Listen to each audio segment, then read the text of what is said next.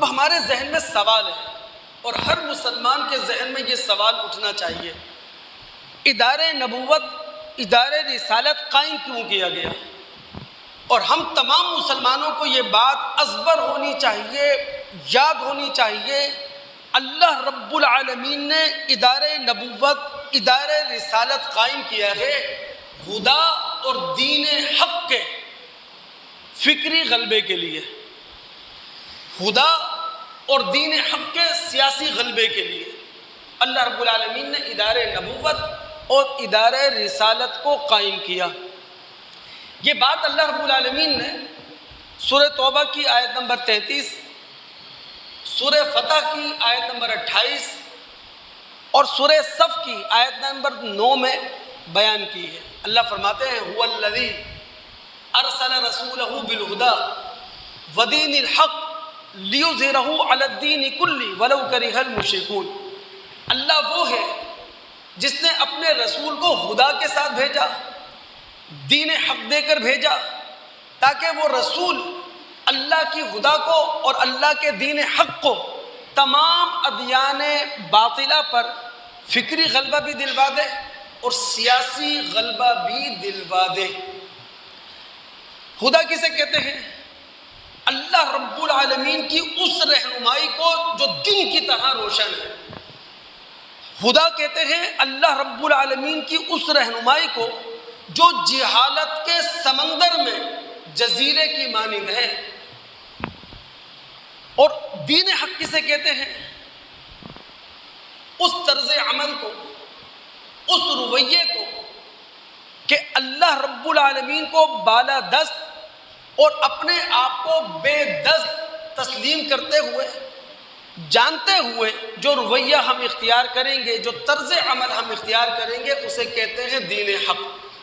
اب محمد الرسول اللہ صلی اللہ علیہ وسلم نے ہدا اور دین حق کو فکری طور پر بھی غالب کیا، سیاسی طور پر بھی غالب کیا۔ تاریخ اس بات پر شاہد ہے۔ بھئی مذہبی اداروں کو شخصیت پرستی سے نکال کر خدا پرستی کے راستے پر کس نے ڈالا؟ سائنس کو فطرت پرستی سے نکال کر فطرت کے مسخر کرنے کی راہ پر کس نے ڈالا؟ عقائد کو توہم سے نکال کر حق کے راستے پر کس نے چلایا؟ سیاسیات میں نسلی شہنشاہیت سے سیاست کو نکال کر عوامی حکومت کے راستے پر کس نے ڈالا؟ اور سماجی نظام میں، سماجی تنظیم میں سماج کو ظلم کے راستے سے نکال کر عدل کے راستے پر کس نے کھڑا کیا؟ ان سارے سوالوں کا جواب ایک ہی ہے اور وہ ہے محمد الرسول اللہ صلی اللہ علیہ وسلم۔ اب جب نبوت اور رسالت کا ادارہ قائم ہوا ہے فکری غلبے کے لیے، سیاسی غلبے کے لیے، تو نبوت اور رسالت کا 200 کروڑ مسلمانوں سے یہ تقاضا ہے کہ تم بھی ہدا اور دین حق کے فکری غلبے میں حصہ ڈالو، سیاسی غلبے میں اپنا حصہ ڈالو۔ یہ تقاضا ہے نبوت اور رسالت کا۔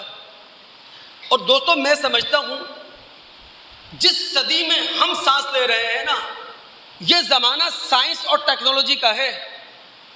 اس زمانے میں مذہب اسلام کو فکری طور پر غلبہ دلانے میں کوئی رکاوٹ ہے ہی نہیں۔ گھر بیٹھے آپ دنیا کے کونے کونے تک اپنی آواز پہنچا سکتے ہیں، دنیا کے ہر گھر کے دروازے کو آپ کھٹا سکتے ہیں، نوک کر سکتے ہیں، دنیا کے ہر انسان تک آپ کی رسائی ہے۔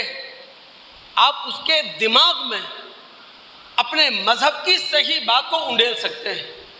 سائنس اور ٹیکنالوجی کی ترقی نے آج یہ راستہ ہمارے لیے ہموار کر چھوڑا ہے، لیکن اس کے لیے ہمیں خود فکری مسلمان بننا ہوگا، ہمیں خود شعوری مسلمان بننا ہوگا۔ اور فکری اور شعوری مسلمان بننے کا ایک آسان راستہ یہ ہے کہ دین کے معاملے میں اپنے آپ کو سیریس کر لیں، دین کے معاملے میں اپنے آپ کو سنجیدہ بنا لیں۔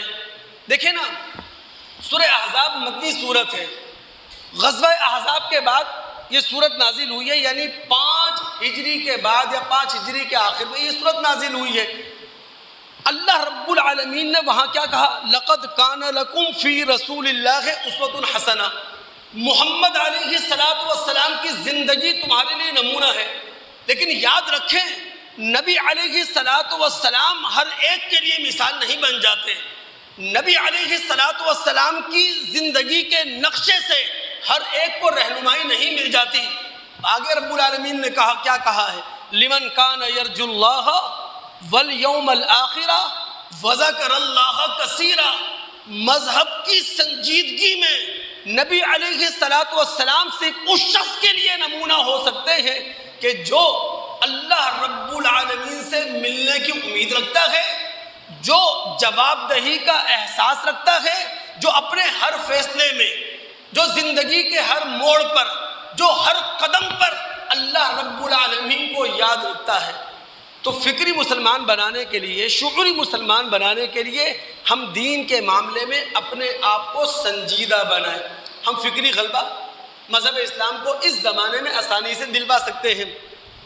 اور جہاں تک بات ہے دوستو سیاسی غلبے کی، اس کی تو ضرورت ہی نہیں ہے۔ اس کے لیے صرف اخلاص چاہیے ہے، اس کے لیے صرف سنسیریٹی چاہیے ہے۔